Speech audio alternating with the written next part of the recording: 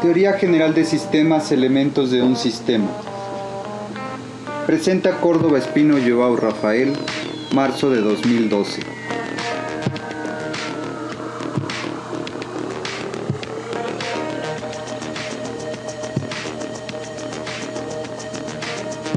Elementos de un sistema.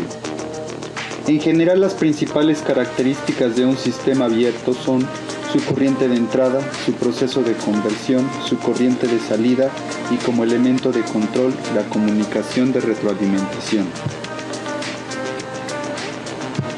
Corriente de entrada. Para que los sistemas abiertos puedan funcionar deben importar ciertos recursos del medio. Con el fin de utilizar un término que comprenda todos estos insumos o recursos, se puede emplear el concepto de energía. Por lo tanto, los sistemas a través de su corriente de entrada reciben la energía necesaria para su funcionamiento y mantención. En general, la energía que importa el sistema del medio tiende a comportarse de acuerdo con la ley de la conservación, que dice que la cantidad de energía, ya sea esta representada por materias primas, recursos financieros o recursos humanos, que permanecen en un sistema es igual a la suma de la energía importada menos la suma de la energía exportada. Sin embargo, existe la corriente de entrada de una energía particular que no responde a esta ley de la conservación. Nos referimos a la información. Efectivamente, el sistema importa información desde su medio a través de sus centros receptores y canales de comunicación. La información se comporta de acuerdo a lo que se ha denominado la ley de los incrementos, que dice que la cantidad de información que permanece en el sistema es igual a la información que existe más la que entra, es decir, la salida no elimina información del sistema. En relación con la importación de informaciones se puede observar la necesidad de buscar aquella información resumida. Si pensamos en términos del principio de variedad de Ashby, que dice que un sistema para poder controlar a otro debe ser capaz de equilibrar o igualar la variedad recibida con su capacidad de absorber variedad, se pueden observar los siguientes fenómenos.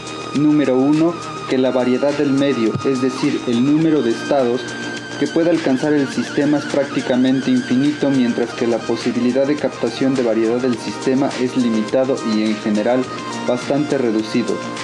Número 2. De acuerdo con la ley o principio de la variedad requerida mencionada más arriba, la variedad generada en el medio y que afecta al sistema debe ser igual a la capacidad del sistema para absorber esa variedad. Número 3.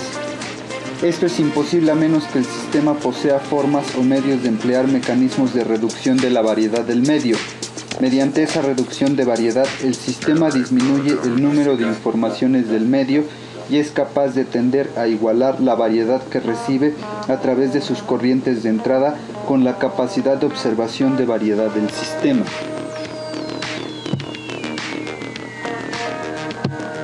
Proceso de conversión. La pregunta que forzosamente debemos hacernos una vez concluido el punto anterior es ¿hacia dónde va esa energía? Recordemos que cuando se definen a los sistemas, se habla de la presencia en ellos de un propósito o un objetivo.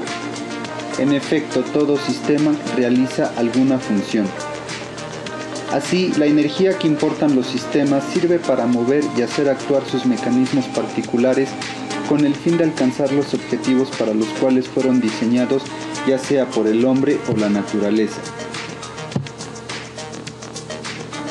En otras palabras, los sistemas convierten o transforman la energía en sus diferentes formas que importan en otro tipo de energía que representa la producción característica del sistema particular.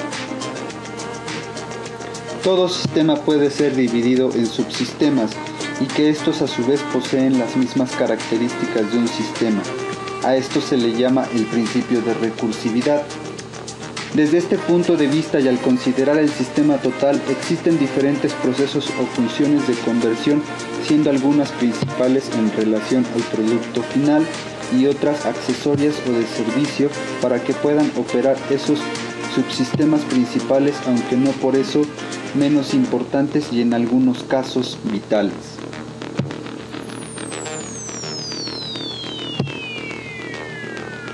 Corriente de salida. La corriente de salida equivale a la exportación que el sistema hace al medio.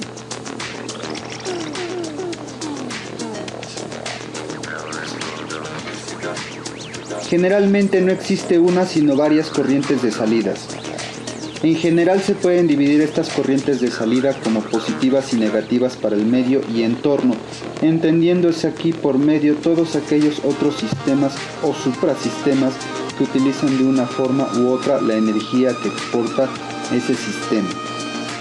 En general, se puede decir que la corriente de salida es positiva cuando es útil a la comunidad y negativa en el caso contrario.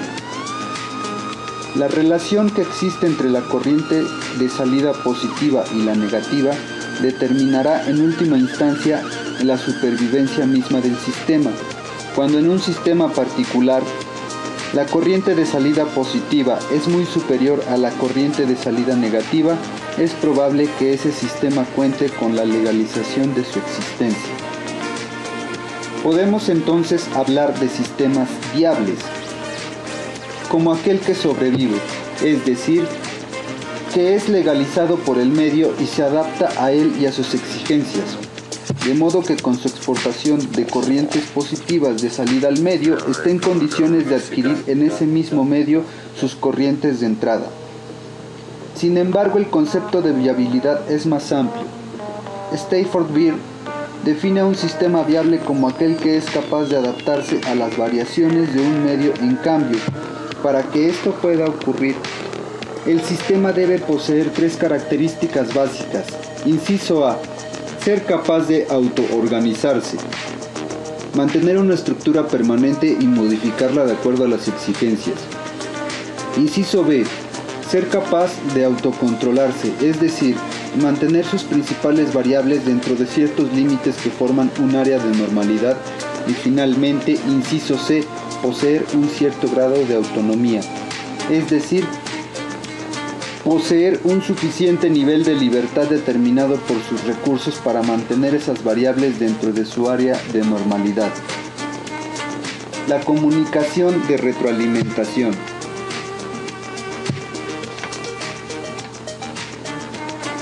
La pregunta que tenemos en mente es ¿cómo sabe el sistema cuando ha alcanzado su objetivo o cuando existe diferencia entre la conducta que desarrolla para lograr el objetivo?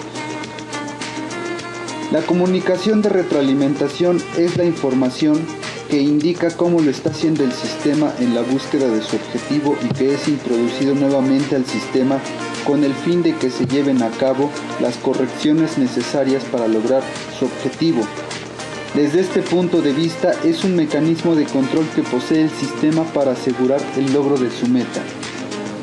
Si se quiere representar en forma más completa el proceso de retroalimentación, se debe agregar una función de conversión que recibe la información de retroalimentación como corriente de entrada que la transforme o convierta en nueva información, la que es transmitida al proceso de conversión principal que está actuando para alcanzar el objetivo del sistema.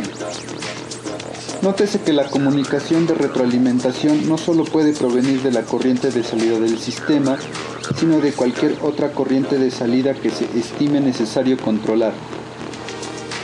En otros casos, la función de conversión de la comunicación de retroalimentación significará informaciones que de alguna forma modifican las corrientes de entrada que importa el sistema.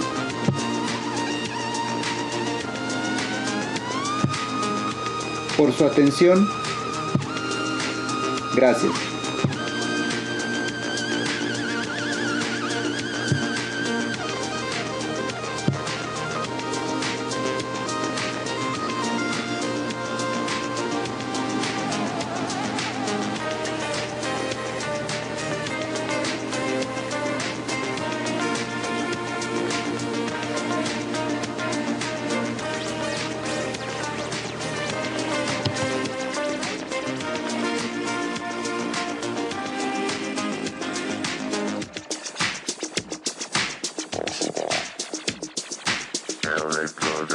Música